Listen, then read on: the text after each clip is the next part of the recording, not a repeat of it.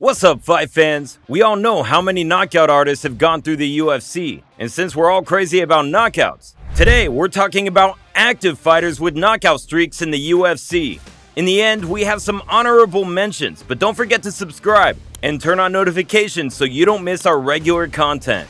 Feel free to comment and discuss the video, and let's get straight to the topic. If you think right now about the amount of top flight talent that comes from Eastern Europe and Russia and Dagestan and Chechnya, you know? I mean, fucking A, man. Dude, they're all just waiting to take all the titles at this point, too. With 7 knockouts in a row, Roman Kopylov was quickly in front of the UFC door. However, he did not make a name for himself in his first 2 bouts. His 8-fight winning streak was broken by Carl Robertson with a rear naked choke. And in the next fight, he lost by decision to his compatriot, Albert Durov. But you know what they say, it's not the fall that defines us, but how we get up after we fall. And the Siberian striking sensation showed us just that. Many fighters would lose momentum in his place, but Kopylov did the opposite and continued where he left off. That is, folding people like a desk chair, with blows to the head and body. The Russian middleweight scored 4 back-to-back knockout victories in just 1 year. Unfortunately, just when Roman caught the momentum at the UFC 298 event, he fell again into a rear naked choke submission against Anthony Hernandez, which spoiled Roman's quick rise to the top. Nevertheless, a 32-year-old fighter with 12 wins and 11 knockouts brings us back to ask, what do they put in Russian water? Yeah, we're here at UFC 280. We loving it. We drinking. We enjoying ourselves. Aussie, Aussie, Aussie! Oi, oi, oi! Love him or hate him, Anthony Smith's colorful career tells us one thing. They don't call him Lionheart for no reason. Some he lost, others he won.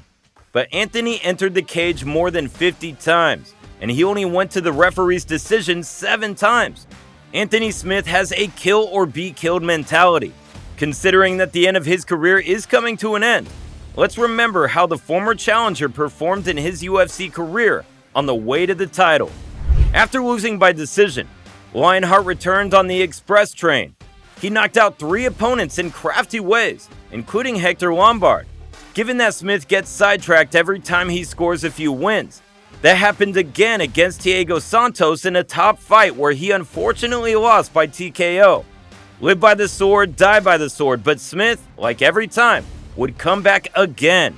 This time knocking out 2 more, namely Mauricio Rua and Rashad Evans in the first rounds, ensuring himself 4 consecutive UFC victories by knockout and, after choking out Volkan Oezdemir, a chance for the title. Perfect fight for Tai Tuivasa, a guy willing to stand right in front of him and swing wild. And, you know, Greg Hardy. Bam Bam Tuivasa looks like a bar fighter. And just like in bar fights, he will put your lights out and drink beer while you're unconscious. Tai is a hard-to-hate guy who paved his way to the UFC with 8 first-round knockouts. Although the elite UFC competitors are not so easy to knock out, the Australian heavyweight opened his UFC career in a familiar way, knocking out Cyril Asker and Rashad Coulter, and securing a decision win against old champion Andrei Arlovski.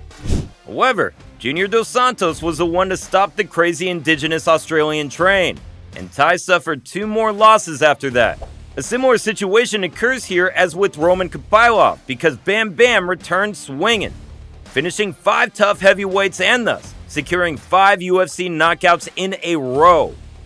As history repeated itself, Tuivasa was once again stopped by a knockout, this time against Cyril Gane in a spectacular fight.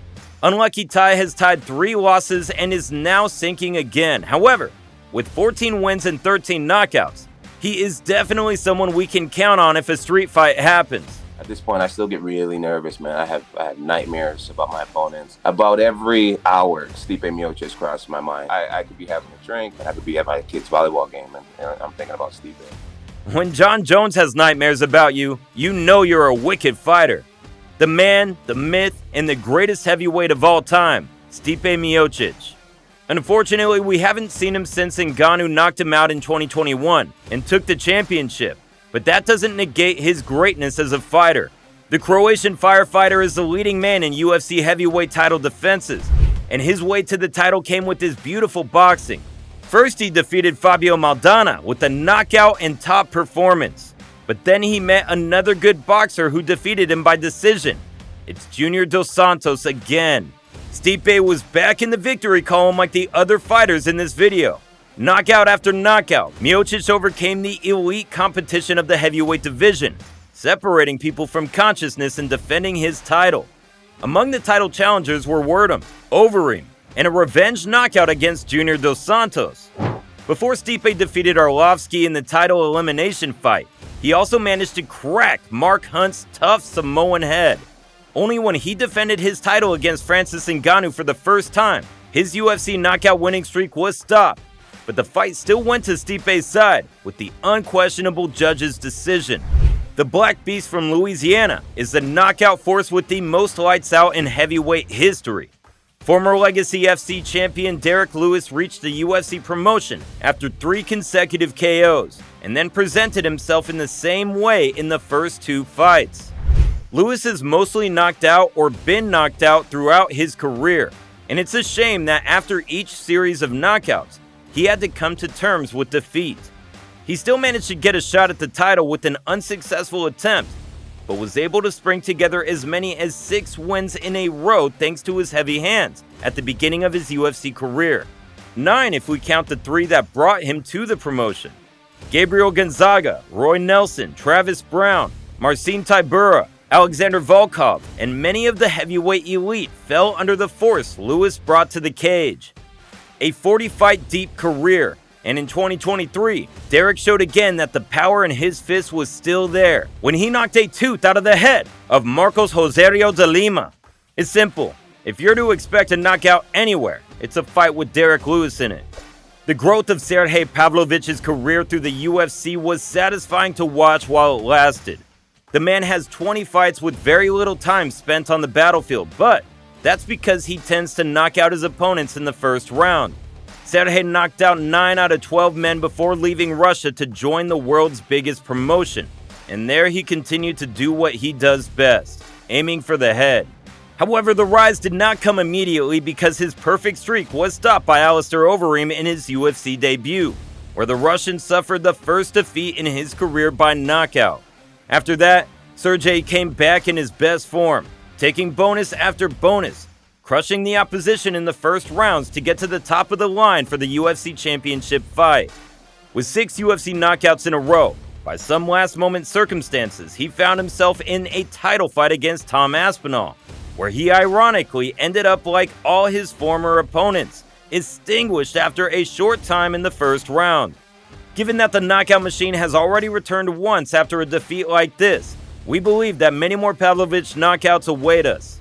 It's interesting to see after so many heavyweights on this list. We have the lightweight fighter Drew Dober with the record number of knockouts in lightweight history. He shares that place with Dustin Poirier, but unlike El Diamante, Dober managed to end his last 7 victories with knockouts. True, these victories were interspersed with defeats, but whenever Drew entered the cage, he would emerge victorious only under the condition of a knockout. He has been in the UFC for a little less than a decade and shared the cage with the killers of the MMA sport.